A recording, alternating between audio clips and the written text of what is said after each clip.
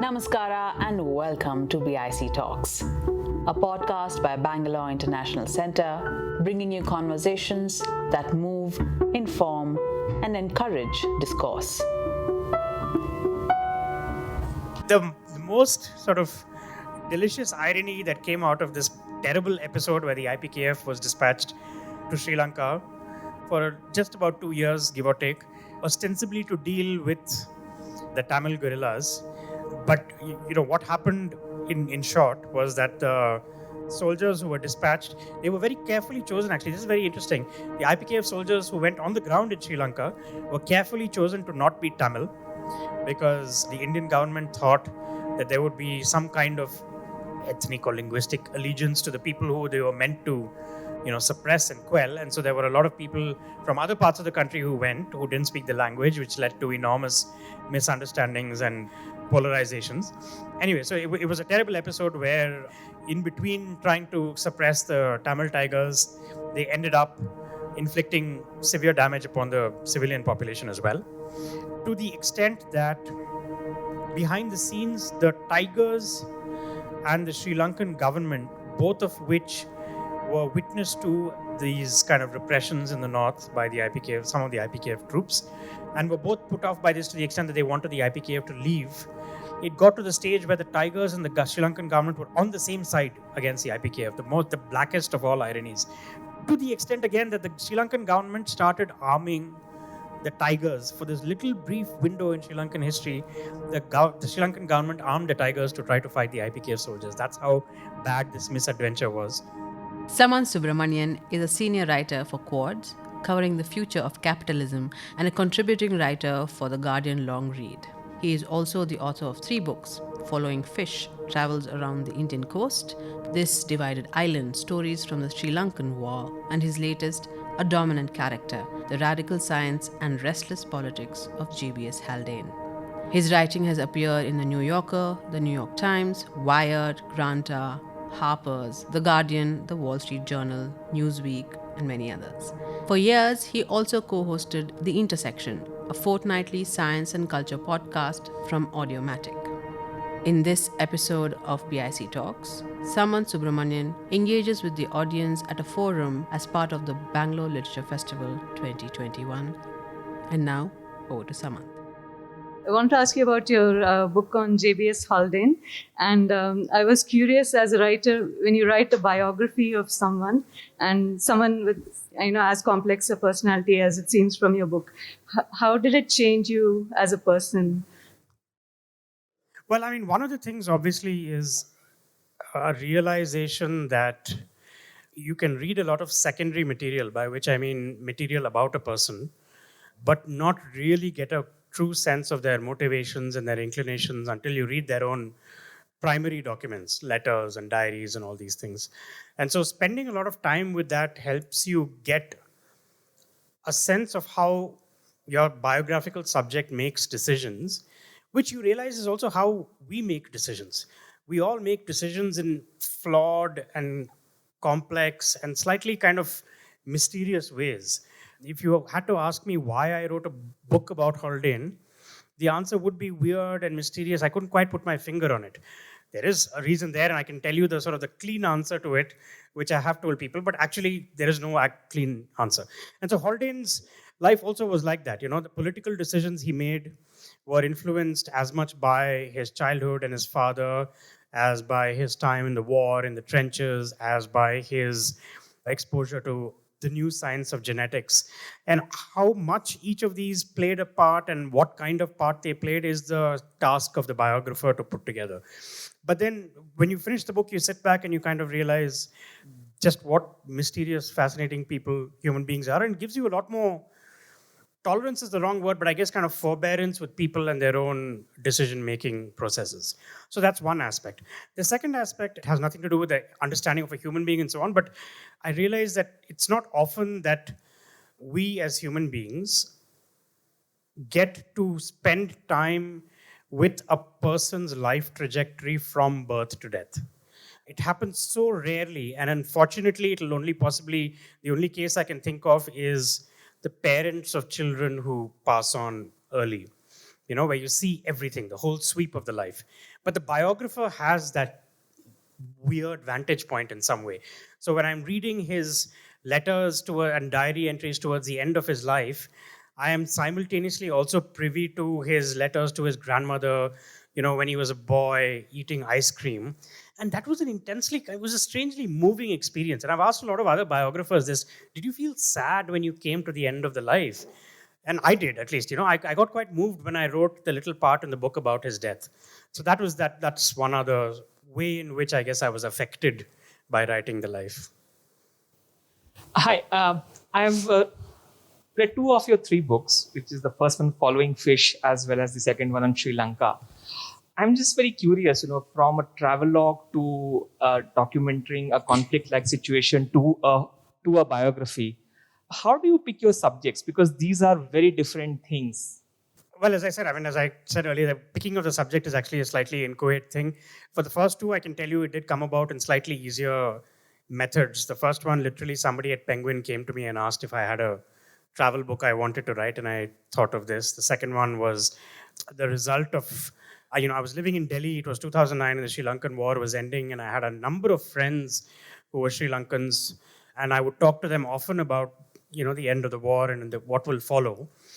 And it seemed to me almost natural for a journalist who speaks Tamil to want to go to Sri Lanka and talk to people and hear some of these stories that have been playing out for the last 30 years. But your question is a very valid one, in the sense you clearly see, quite rightly, this jump in genre more than anything else. And the answer to that is, I think that I see my job primarily as that of a journalist. So I have a small, like Liam Neeson in Taken, I have a small but finite set of skills.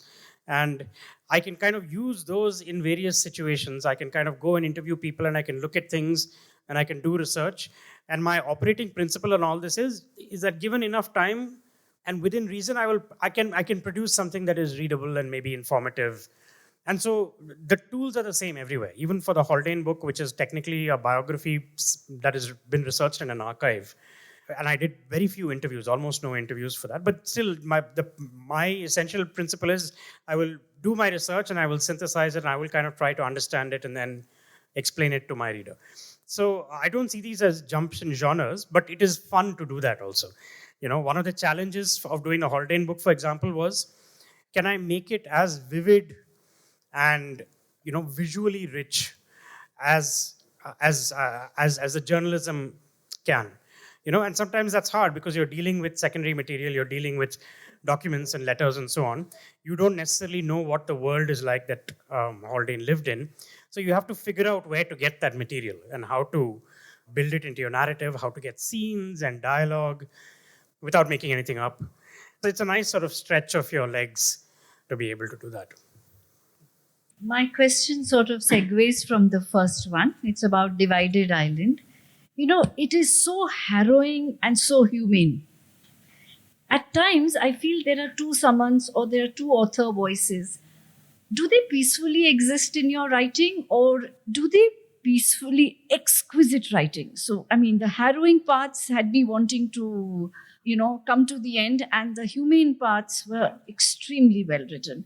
So it seems there were two, like you normally have a strong author voice.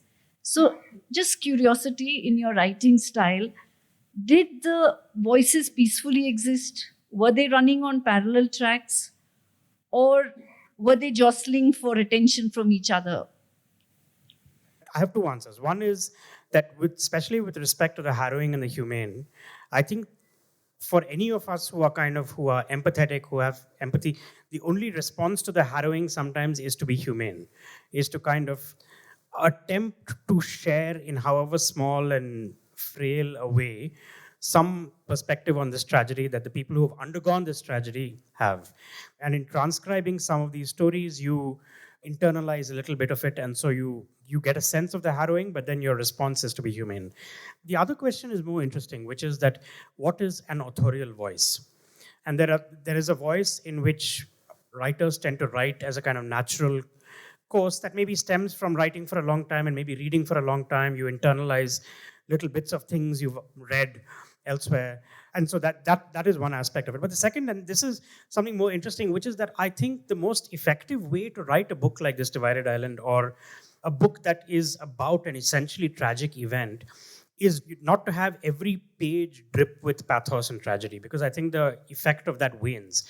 Because these people who have lived lives through the tragedies, through the war and the displacements and the riots, are able to, on a day-to-day basis, have a semblance of some kind of, the human emotion exists on a continuum, and they experience all those emotions. There are moments of joy, there are moments of absurd humor, real humor, all of these things. And so the effective way to do this really, I think, is to try to capture that. There are parts of the book that verge on the humorous. I mean, maybe you laughed and then you felt weird about laughing because this is a book about displacement and war. But that is what life itself is like. And so the attempt always, I think, is to try to capture the entirety of that experience in any book, which applies to the Haldane biography as well. I mean, even in the midst of the politics, there is absurdity, almost always. In the midst of the science, there is error. In the midst of tragedy, there is joy. All of these things. And getting that kind of texture of tone, at least for a reader, when I read books like that, it draws me in much more and helps me to understand things as an entirety rather than just as one straight 300-page streak of tragedy and sadness. So I just finished reading This Divided Island. Absolutely love it. My question was, in fact, about the books. Firstly, do you still follow what's happening in Sri Lanka? How difficult is it to let go after you've written the book? Do you look at it simply as a project, or do you still feel connected to it or obligated to follow everything that's happening? How does it influence your own life? Because the Rajapakshas are back in power, so I'm pretty sure it must be hard for you to go back to Sri Lanka if you wanted. No, you're completely. I haven't let go at all. I still have friends there, both regular friends and people who helped me during the time that I was living there and kind of researching the book. I follow the politics endlessly, sometimes obsessively, and I have gone back a number of times to do reporting again. So I think the last time was obviously before the pandemic. So 2019, in about August, I went to do a big piece about the Easter bombings and about two of the bombers who grew up in quite a wealthy Muslim family in Colombo and were radicalized seemingly out of the blue. And so the question of who this family was, what this family was, who these people were.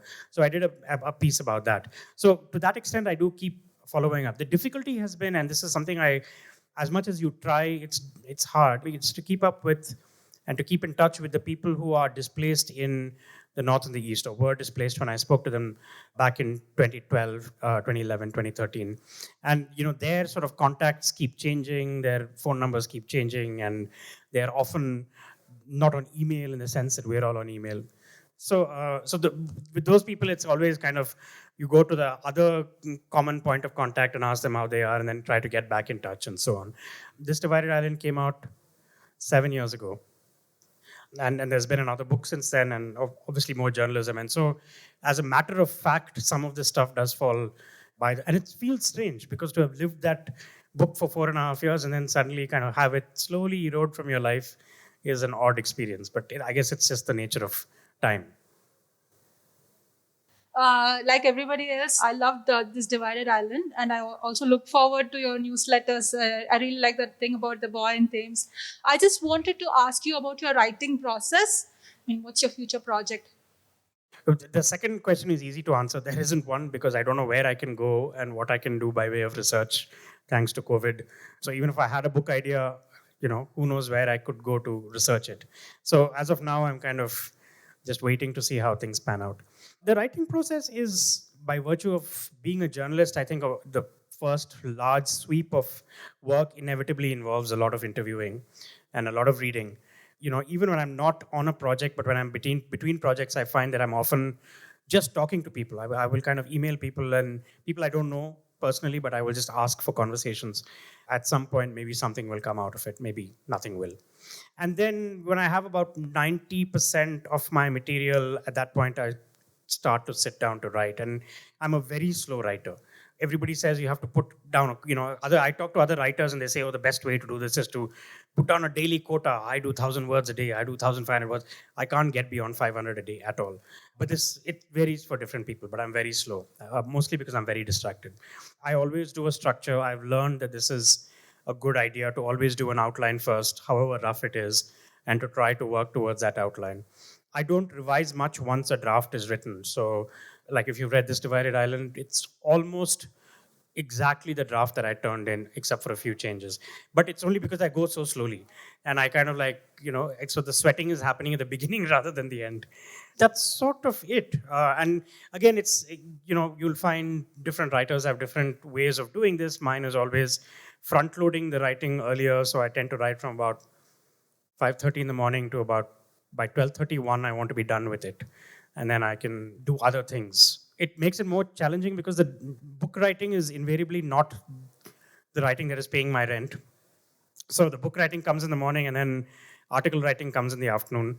And so that's usually the way I partition the time. No projects though, yet. It looks like this divided island is really monopolizing conversation here. My question is also about this. If you were to approach it again and write it today, would there be anything you would do different? I think my approach would have been the same. And my essential conception of the book would also have been the same. It's weird. I mean, all of literature and books in particular are meant to be these outpourings of creative processes, almost spontaneous. But actually, there's so much strange calculation that goes into writing a book. So let me give you an example of this. The most pragmatic thing that was shaping how This Divided Island came out is that I knew when I went to Sri Lanka that the book would be published in India, in the UK, and in the US, and maybe in Sri Lanka. 4 markets, 4 sets of readers with widely differing bases of knowledge about Sri Lanka and the war. So at one point, at one level, I was trying to make sure that my friends in Sri Lanka who knew the war inside out did not read this book and think about it either as a really basic primer or as nothing new in a sense. And at the same time, I knew there would be readers in the US who couldn't place Sri Lanka on a map and had to be sort of even told where this island was and why we should care about this war that had raged for this long. And in between, there's a spectrum of knowledge. Indians know a little more than the Brits, and the Brits know a little more than the Americans. So now this seems like why would anybody think about markets and readers and so on? But you actually have to assume that you will have a spectrum of readers that come to your book. And so my idea with This Divided Island always was to set up some sort of foundational base upon which the human stories can rest. And the creativity that then comes into place, how you set that foundational base. How do you tell, for example, the story of the 1980s, let's say? As this is a time when the Tamils were increasingly feeling ostracized, increasingly feeling like a threatened minority, and the Tigers and a number of other groups were, again, ostensibly speaking up on their behalf. So what did this sense of persecution feel like? So that you can do this in 2 ways. One is you can read a bunch of history books and say, this happened, this law was passed, numbers in universities dwindled, all of that stuff. Or you can try to come at it from left field. And in my case, the idea I struck upon, and there are numerous ideas, but one of them was to write about Tamil officers in the Sri Lankan army who were already sort of a small and endangered species, but were clearly being pushed out as the war against the Tamil groups escalated. And so I thought this was a novel and unusual perspective, and they might have interesting stories to tell, because on the one hand, they felt loyal to the army, but on the second, they were feeling conflicted about their identity. And so I tried to find people who could tell that story. Most of the book is written in that vein, essentially trying to find extremely personal, intimate stories that can serve as vehicles for the larger historical narrative. And I don't think that approach I would change. But the stories themselves are, of course, fungible. You could find another way to tell the story of the 1980s. This is the kind of, as I said, like strange, like you asked how to write, and the answer is that you do a lot of this calculation before you start upon what you might call the creative work of putting words on paper. So I'm curious about how you look at creativity versus discipline. How much of your work comes from forcing yourself to do a certain number of hours of work every day?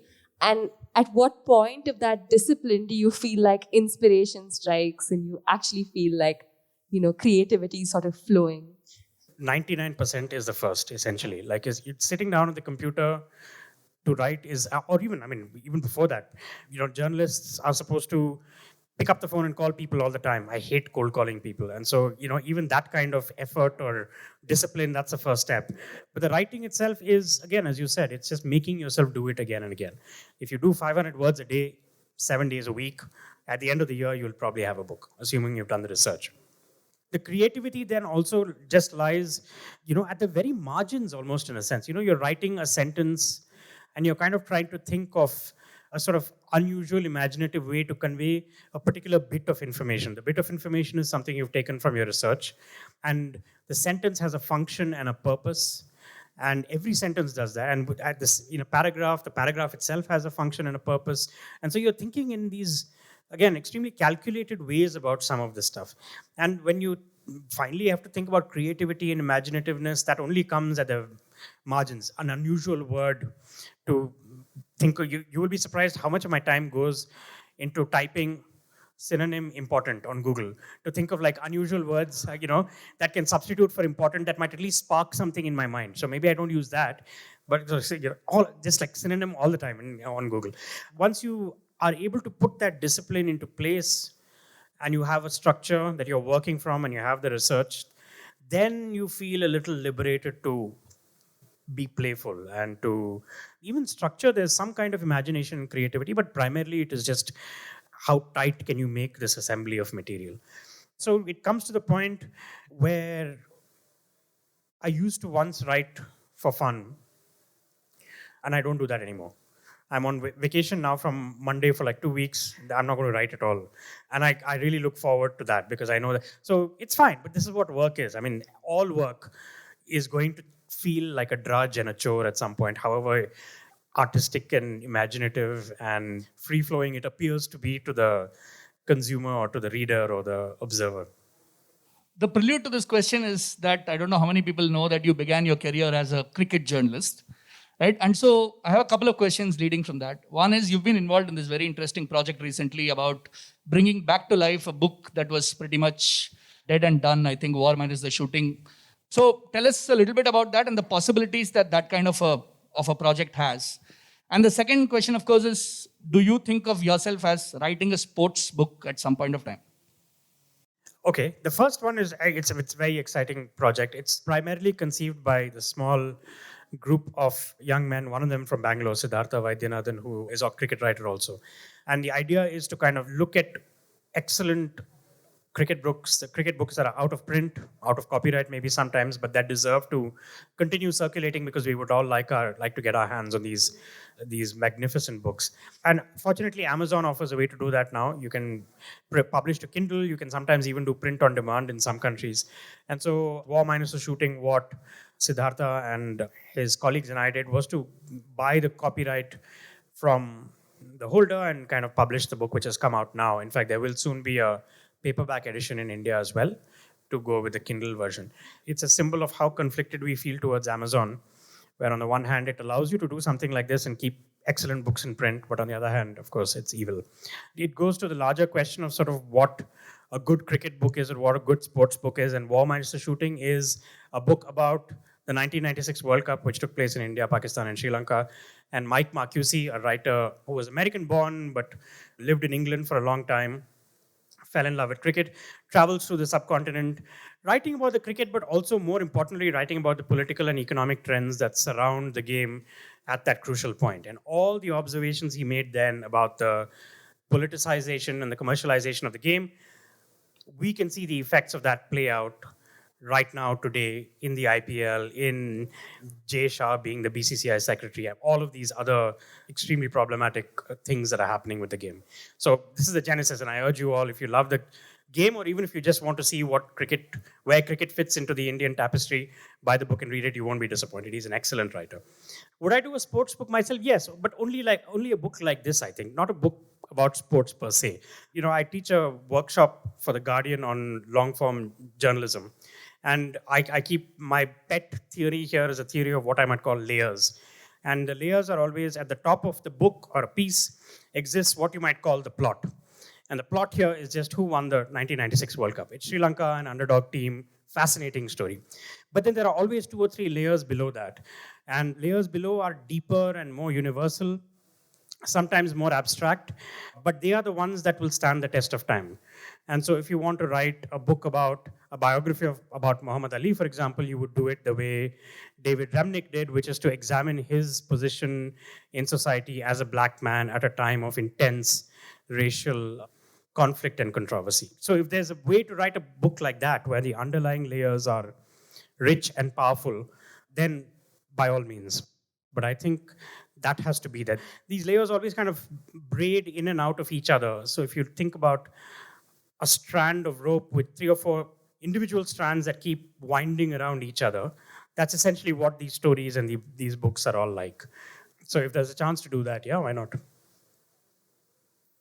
You have been explaining your writing process, how you interview people and how you decide, and then the book flows. Then how did you decide upon writing a dominant character? Clearly, the protagonist is, you haven't met him. That's a good question. One of the challenges was to see what I could do with this material without having met the guy. And you obviously embark on these kind of projects only after you have reassured yourself that there's a lot of material out there. So the first step was to make sure that I knew what archives existed, what kinds of documents existed in these archives, what books and printed material are out there.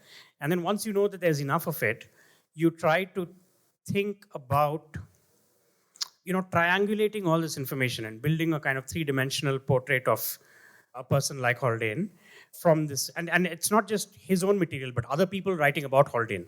And that exists also. And then the challenge was to see, well, can I write essentially a profile of Haldane that unfolds along the same lines and with the same kind of richness as a profile I write of other people who I've interviewed at length. And fortunately, there was enough material. But there are plenty of cases where there aren't, I mean, I've been reading a bunch of biographies recently for another project, and you can see how the text strains at the edges when there isn't enough stuff there. The character feels flat on the page. The writer does these kind of strange tricks where they resort to describing the times that the biographical subject moved through rather than the subject himself or herself. And then it starts to feel thin on the page. So you really have to do a lot of homework beforehand before you realize that you can do this. You can flesh the character out. The neat answer is that I arrived at Haldane backwards. I had learned at some point that this guy was an English scientist who lived in Calcutta, Scottish really, and died in Bhubaneswar. And I was very confused about that. Why would a scientist from the UK come to India when a lot of scientists were going in the opposite direction? And I read a little bit about his life in India. And then I did a little bit of cursory reading about his life. And even if you go to Haldane's Wikipedia page, something that basic, you will see how action-packed his life was. There is literally not a dull moment in those, 70 odd years.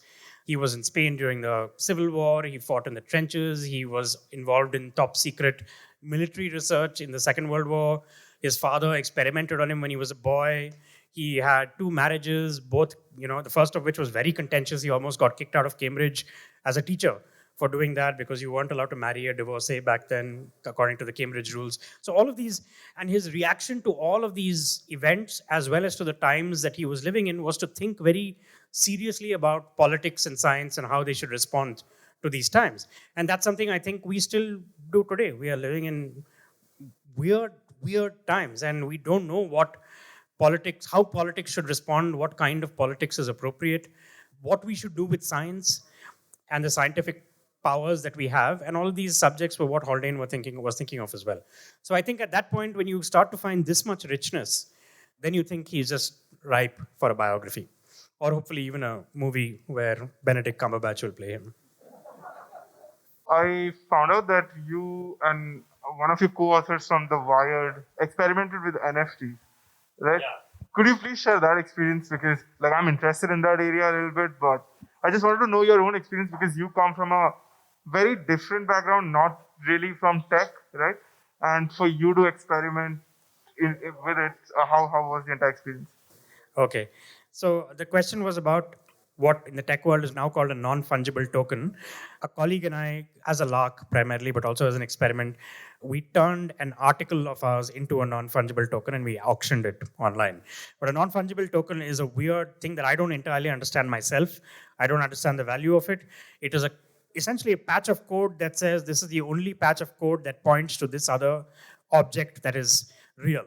The patch of code is what you get when you buy the non-fungible token. You don't buy the real thing at all. So then the question becomes, why is this patch of code valuable just because you say it's the only one? Is that the only value to it? Seems to be. I don't know. And yet there are people paying $66 million for an NFT on auction. I don't entirely understand the space.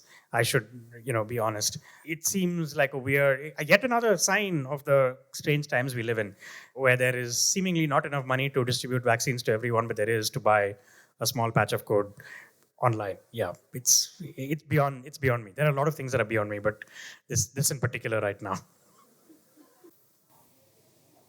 I must confess I haven't read Divided Island, but I was in Sri Lanka. I was part of the IPKF. So just wanted to hear from you. Do you have any stories of what we did? And I was in the Air Force. Okay, so the most sort of delicious irony that came out of this terrible episode where the IPKF was dispatched to Sri Lanka for just about 2 years, give or take, ostensibly to deal with the Tamil guerrillas. But what happened in short was that the soldiers who were dispatched, they were very carefully chosen. Actually, this is very interesting. The IPKF soldiers who went on the ground in Sri Lanka were carefully chosen to not be Tamil, because the Indian government thought that there would be some kind of ethnic or linguistic allegiance to the people who they were meant to suppress and quell. And so there were a lot of people from other parts of the country who didn't speak the language, which led to enormous misunderstandings and polarizations. Anyway, so it was a terrible episode where in between trying to suppress the Tamil tigers, they ended up inflicting severe damage upon the civilian population as well. To the extent that what happened was, behind the scenes, the tigers and the Sri Lankan government, both of which were witness to these kind of repressions in the north by the IPKF, some of the IPKF troops, and were both put off by this to the extent that they wanted the IPKF to leave. It got to the stage where the tigers and the Sri Lankan government were on the same side against the IPKF, the blackest of all ironies. To the extent, again, that the Sri Lankan government started arming the tigers. For this little brief window in Sri Lankan history, the Sri Lankan government armed the tigers to try to fight the IPKF soldiers. That's how bad this misadventure was. And this is something I will always remember. What a strange sort of love triangle that turned out to be. And then, of course, the IPKF was withdrawn, and then a couple of years later, Rajiv Gandhi was killed. Actually, the murder of Rajiv Gandhi was, ironically, in this circular way, my first exposure to the Sri Lankan conflict. I remember my mother and my sister and I were on a train from Hyderabad to Madras, and we had stopped at 2 o'clock in the morning it was May, very hot, and we had stopped at 2 o'clock in the morning for minutes on end at an unscheduled station, and we didn't know what was happening. And my mother got off and asked somebody. Then she heard the news that Rajiv Gandhi had been killed. We got into Madras late the next day. There were no taxis at the station. The autos were all quoting even more than Chennai auto rates as usual, which is a lot, to go from the station to our house. And fortunately, one of our uncles knew that we'd have trouble, so he came to pick us up and things like that. And so for the next week, I was obsessed with the unfolding coverage of the assassination on Tamil news channels. I still remember weird little details like the lotto shoes that Rajiv Gandhi was wearing, that he was identified by, because the rest of his body was mangled beyond recognition. That was, as I said, my first exposure to it. And I write about a little bit about that in the book also. Thank you for staying on for the full conversation. If you liked what you heard, please share it with family and friends. You can also leave us a review on iTunes or Apple Podcasts. The crew that makes these podcasts possible are Gaurav Krishna and Ishan Gupta on sound supervision and production, with support from S. Sarvanaraj and Raghavendra Tenkaila.